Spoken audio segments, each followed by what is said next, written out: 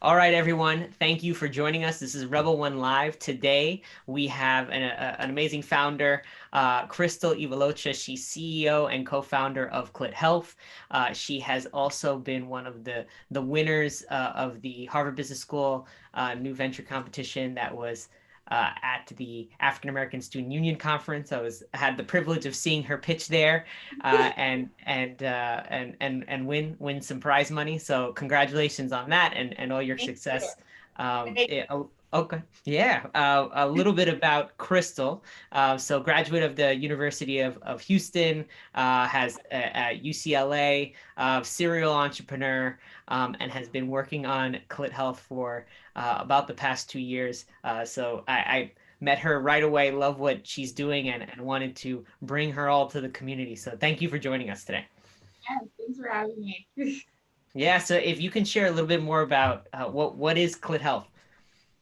All right. So, hi everyone. So, my name is Crystal, as Sergio said. I'm originally from Nigeria. I'm an immigrant. So, I moved to the US for college, and I've been working on Good Health, like you mentioned. I believe it's less than 2 years. So, it's like 14 months thereabout. But yeah, so we are a digital health platform that connects young women to trusted clinicians. So OBGYNs, nurse practitioners, midwives, sex therapists, and other women's health experts through a secure live chat on their mobile phones so they can ask intimate sexual or reproductive health questions um, safely and securely, of course, instead of relying on Dr. Google or unverified web pages. Awesome. So what's wrong with Dr. Google? First off, Dr. Google did not go to medical school. He does not have a degree. So, I mean, a lot of young people are on their phones Googling things, of course, texting and whatnot. The reason why I started Clit Health was based on a personal story where I myself, as a young woman in college, like I said, I was an immigrant. I was, an international student, navigating school, navigating, this new culture and everything, also navigating my health. Coming from a very conservative, background, country, and even like culture, generally from, my parents and whatnot. I actually also went to boarding school. So had a lot of things against me there. And I when I moved here, I started to experience changes as every young person, right? Recently sexually active, trying to understand what to do and what not to do with my body and what to tell who and whatnot.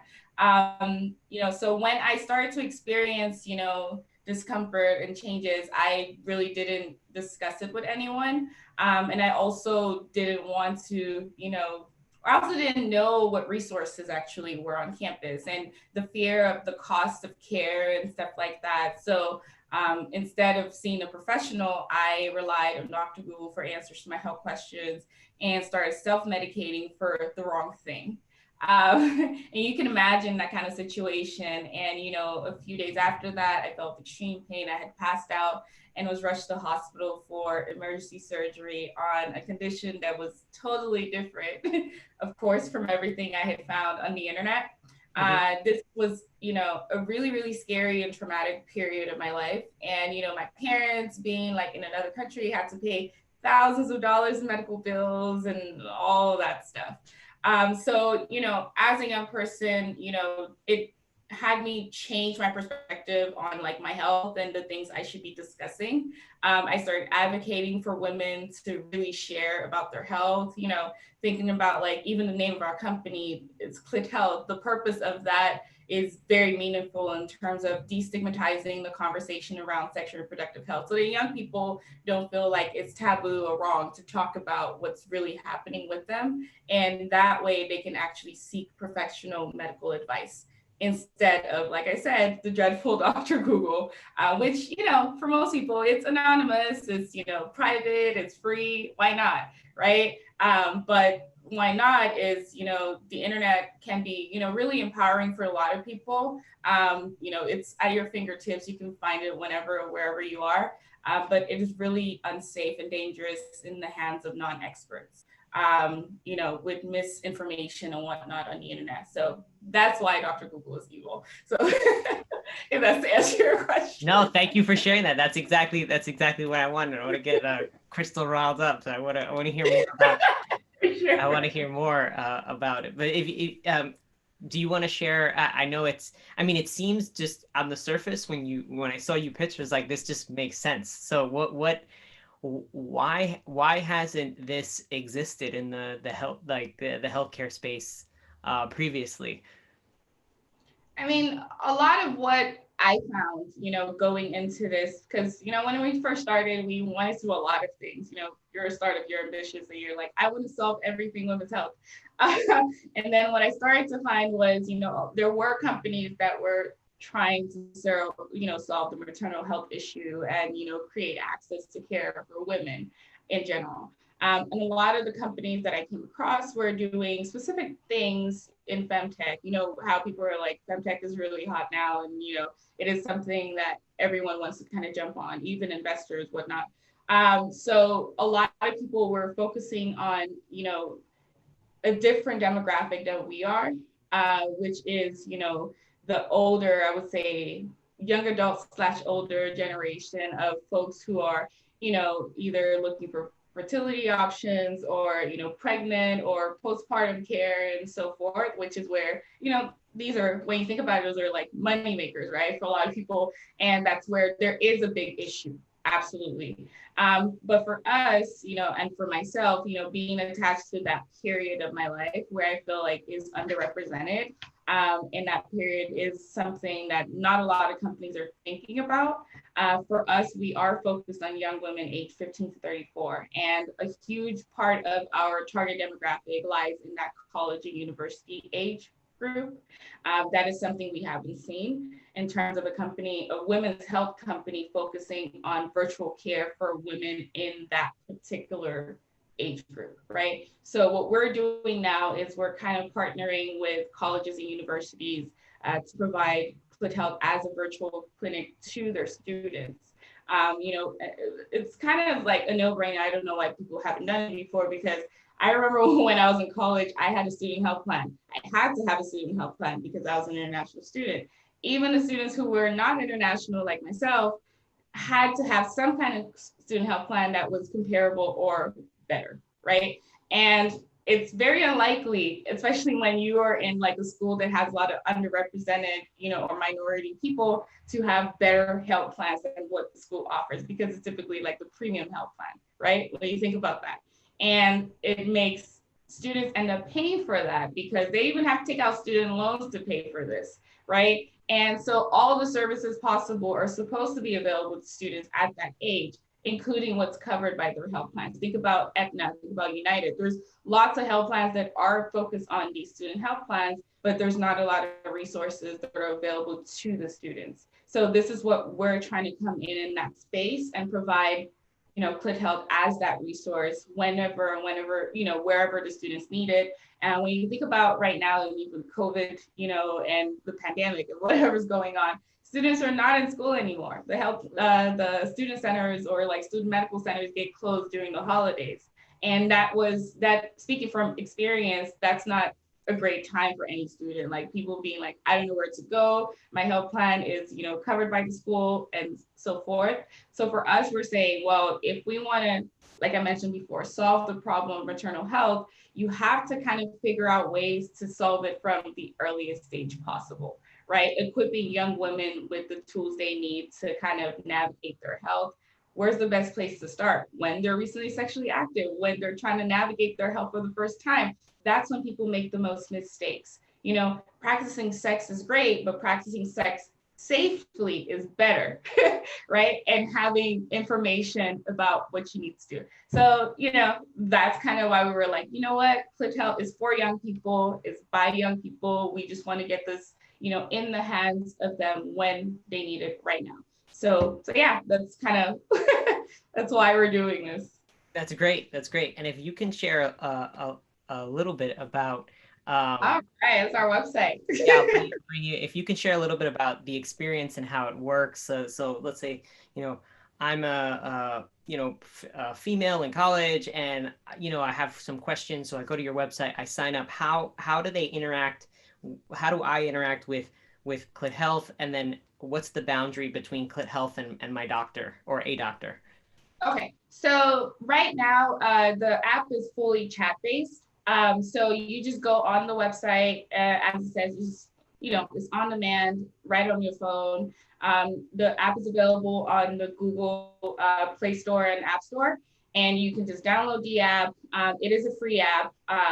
You can download it. You go in, and it's kind of like like a Google chat, Google search situation, right? And it says type in your question, you type in your question and hit ask an expert. Instead of Google that pulls up a bunch of random things, what you see is a group of clinicians, like I said, OBGYNs, nurse practitioners, midwives, and so forth, who you can now select from to, answer that question. The chat is live, so users can see if the, clinician is online or offline, and select them based on different things on their profile. So we have expert profiles that show their certifications, their license, how they're rated by other users, because that's like a point of data that users really like. And a really personal bio about themselves and how you can reach them after. So users, can make informed decisions on who to talk to. And then they just hit, ask this expert, and then they can continue that conversation. Once that conversation is over, then they just, the expert resolves that conversation, and the user on the other end gets to rate that conversation. So it's very simple, very easy, straight to the point, very personal. And like I said, it is secure. So our app is HIPAA compliant. We just went through a series of, policies, procedures, changes, and stuff, which was really, it was a lot, but you tend to learn a lot going through that process. We're like, okay, this is why this is so secure and why it's so important. So we've done that. So like I said, yeah, it's all chat based. What we're doing now, which is super exciting, is we are launching video, which is our second step, where it's now going into the realm of telemedicine. So like you said, the difference is right now it is health educational information that young people are getting from the app, through those texting. And what that does is allows like health educators and all these other people to participate in giving information to young people, right? And we don't have, as of right now, the whole licensure issue about state by state or whatnot, because it's health education information. When we do cross over to the video chat and stuff, there is a little bit of regulation as far as like the state where you are and where the provider is and different things. I know there are a bunch of different changes in that ecosystem based on COVID. So we're hoping to take advantage of a few of them, to reach as many people as possible. So yeah, that's kind of where things are. That's great. Can you share a little bit more? What's changed in light of COVID? More people are focused on, telemedicine and virtual, health experiences. So can you share that? Did that influence you pushing the video sooner, or have you experienced any changes? I know I asked you a number of questions. I shouldn't have done that, but if you could talk No, about what's been the shift in since COVID. no, absolutely. So, okay, so we actually had a plan to, do the video later in the year. Mhm. Absolutely. Yeah. Because, at the end of the day, it is young people. We were getting traction from, the chatting, because that's what they want to do, right? At the end of the day, they're feeling safer via chat. But what prompted us to do this earlier on is because, like I said, a lot of young people are at home right now. They don't have access to a doctor. A lot of the what is termed non-essential visits are no longer, available to them, right? So you can't even go for like a women's health visit or, exam or whatnot, because, the hospitals themselves are overwhelmed, right? And there's other things and all the safety procedures and whatnot. So we're seeing a lot of people like asking us, do you have video? Can I talk to a real person? Like, can I, have a consultation? Can I get prescriptions and all these things? And those are the things that were limited by the chat, right? And then we decided, okay, let's launch this so we can, send them the birth control. We can, have that personal one-on-one interaction. They're at home. They don't want to go knock on their mom's door and talk to her about what's going on a lot of the time. I mean, the hope is that eventually we would have a society where young girls feel comfortable going to their mothers. That's why we are doing this, or talking just in general. But we are at the stage where there is a need for this type of service, not even just for Clit Health, but just the general landscape of things. In every health industry, a lot of the ones that required in-person visits are now requiring virtual care, right? When you think about things like, rehab and like, just your day-to-day type of interactions you would like to have with your doctor, you can't have that as freely right now. And I feel like even post-pandemic, a lot of people are going to understand for sure that, you need to have access to your doctor whenever, wherever, and not have that limitation. So I'm even seeing like companies who weren't thinking about telemedicine go right into it, because I feel like it is the future. Like COVID has highlighted that, of course, but it is something we were getting to anyway, just as a society. And I feel like it is really important right now. Even the older people are starting to adopt, telemedicine and digital in some way. I've seen like older like school teachers who are now like teaching their students like virtually. So Yeah. the problem of, oh, will an older person be able to adopt this technology that's virtual, is kind of going away because we're all forced into this new normal, right? So that's kind of what I'm seeing just in general. So yeah. Absolutely. There's been a definite acceleration of adoptance in digital tools. And I see that even with a family of mine. My, grandmother uh, had appointments that, just ongoing checkups to maintain health. And a lot of them are canceled, right? And they just keep rescheduling instead of saying, hey, let's at least hop on a a FaceTime conference call, some telemedicine, a solution there. And we just need to be thinking that way, right? That like usually the checkup can't wait, usually, right? So I think even for, no matter what age, it's the where the world is going, uh, Right. for for sure. Can you share a little bit more about, I get the vision for Clit Health, the text, and then you have the video base. Where what are some of your next steps? Where do you want to go?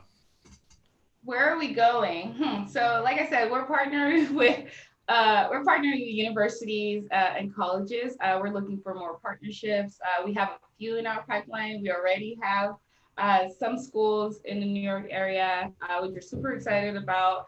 And like I said, like even partnering with the health plans, the student health plans themselves, and trying to build those relationships. So that's kind of where things are. Heading towards being, accredited and certified in all 50 states, of course. That is something that is in our roadmap, and something that we're trying to do sooner rather than later. Like I said, taking advantage of this time to get the ball really rolling, so we could be the go-to resource for all young women. That is our goal. So yeah. And and can you share? I mean, you talk about and you talk about 14 months in, right? You've done quite a bit in terms of onboarding customers, getting paying customers, getting a product up that's also HIPAA compliant. You're moving at a quick speed. What can you share for the aspiring entrepreneurs on the that are watching? What helped you along the way? What did that journey look like? Man, the journey has been so much fun and has moved really fast, like you said. So I mean, what has helped is number one, I have a fantastic team. I wouldn't be able to do anything without them. One of the first things I did when I started was I was looking for a co-founder. I had this idea and I was like, you know what? I need people to help me build it because number one, the whole thing about not feeling equipped because, I didn't have like a healthcare background. I wasn't a techie or anything, but I knew that I could build this with the right people, right? And then I found my co-founder. Her name is Cassie Gibson, and she's a user experience designer, and she specializes in healthcare. So she's built lots of products for different people, American Heart Association, Children's Hospital of Los Angeles, and so forth. And, she was doing a workshop on universal design. So essentially designing products for people who had certain types of disabilities. And the moment I met her, I was like, you're my person. I need you. And we've kind of been inseparable ever since. So she does everything on the design. You would see, how our language is super inclusive. Our design in itself is inclusive also. And she designed the app, she designed the website. She's even making some major changes right now. I can't wait to share those. And from that, building that relationship with her, we had all these mock-ups. We would do like competitions. We would go to different people and be like, hey, here's what we're building, but we need some money. And started getting some attention that way. And then we had done we had built like our MVP, right? We got like a junior developer who just wanted to be a part of it in some way. She's like, I love the mission, I really want to be a part of this. And she helped us build the MVP. And then we went on to approach the person who's now our chief medical officer. Her name is Dr. Candace Frazier. And she was like, well, I like you guys a lot and I like what you're doing. And her focus is on, young women. So she was really interested more in like the, I would say, gynecology piece of things, which was what we were interested in, because we're like, yeah, we want someone who really is passionate about this thing. So we ended up doing a pilot with her, a 2,000 patient pilot. It's crazy because we're like, no one knows us, but you want to do this with us, thank you. And she ended up becoming our chief medical officer at Click Health post that, because she was just like, this is incredible and this is where I want to go from here. Because she was running, like I said, a private practice, and she was like, everything's digital, this makes so much sense, and I want to champion this. So she became our chief medical officer just like that. And then, and after that, we brought on a chief technical officer who is a software architect. His name is Gary Smith, and he's been building products for about 25 years. Really, really smart guy. Doesn't talk a lot, but is really smart. And, we built the thing and we just started, racking up, users, through the pilot, after the pilot. We started doing competitions. So I did the AfroTech pitch competition in November, won that competition, went ahead to do another one with New Voices, and then I did the one at Harvard. So the more we've been going and talking about what we're doing, audiences are like really excited about this. And turns out like our audiences always convert to users. So imagine walking into a room with 5,000 people and pitching, and then like, even if it's 50% of them signing up, it's like a big deal. So, going on different stages like that and being like, this is why we're doing it. This is my story. This is real. And people really resonating with that has been how we've really grown. And, and of course I have fantastic mentors. My super champion mentor happens to also be my fiance. So he's also a health tech entrepreneur. You know him well, Sergio. Ade. And, from him and from other people, that I met randomly on LinkedIn, sending a lot of, messages like, hey, I'm working on this. And I ended up building this nice ecosystem of healthcare, like investors and mentors and friends and fellow CEOs. And it's been great. So that I would say like the whole thing just working together has just made us really like grow really fast. And we're at the point where like, oh my God, it's like 14-ish months and we're about to launch this bigger thing. And we're getting a lot of attention from a lot of people who are like inbound calling us. The large university that we're partnering with actually wasn't inbound. They're like, oh, we like this thing. I saw you at Afrotech and I want to work with you. And, even some other major partners are like, still like, oh my God, we like this. We haven't thought about it this way. Let's talk some more. We thought, when I first started, I had some people say maybe like the name Clit Health might not be like, the thing that sparks like interest and whatnot. But what kept me going was I just knew that it was something that resonated with me. Like I tried different names, trust me, for anyone who's listening to this. I tried Lana Health, Chica Health, something like Mama Me, whatever. It just didn't work out because it just didn't speak to the mission in a way that is speaking now. So whenever people reach out to me, a lot of them reach out because of the name itself. They're like, you're bold and this thing you're doing is important. So I want to talk to you.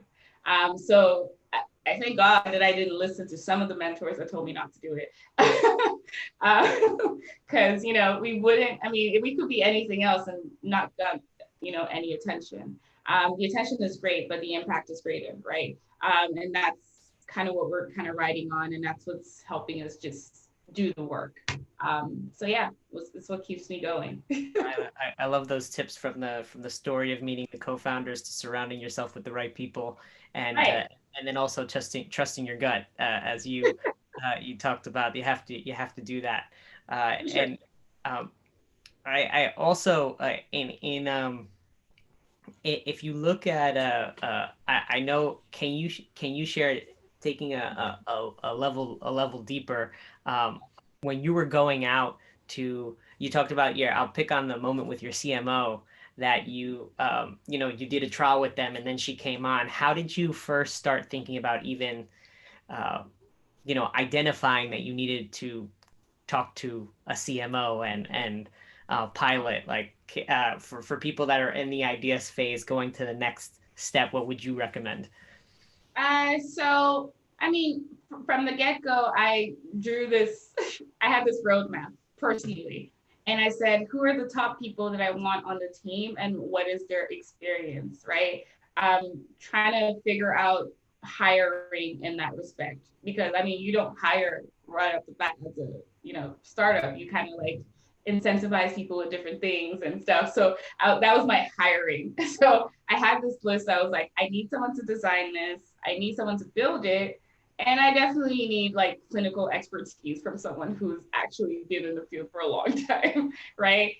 So I started to, like I said, I started to talk to some designers, not a lot because it was kind of instant with Cassie.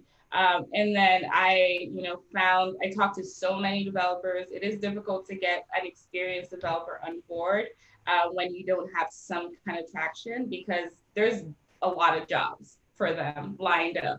Imagine someone being at Microsoft, Google, or all these places, and you're like, I want you on my team, but I don't have any money for you. They're probably not going to dedicate their time to you, right? Only if it is their own idea. And a lot of times, not a lot of technical people want to start startups initially. They want to work for a while, which is fair. Getting that expertise, getting that money, which is really important because you need money to start a startup. I had to save up a year's worth of expenses before I left my company to start this. So it was, that same mentality. And I knew that talking to other people I was talking to, because I was like, I know like you need to be mentally prepared for this before you join me. So I'm going to take my time and build what I can up until the time where like it makes sense. Right. So like I said, we didn't get a CTO right away.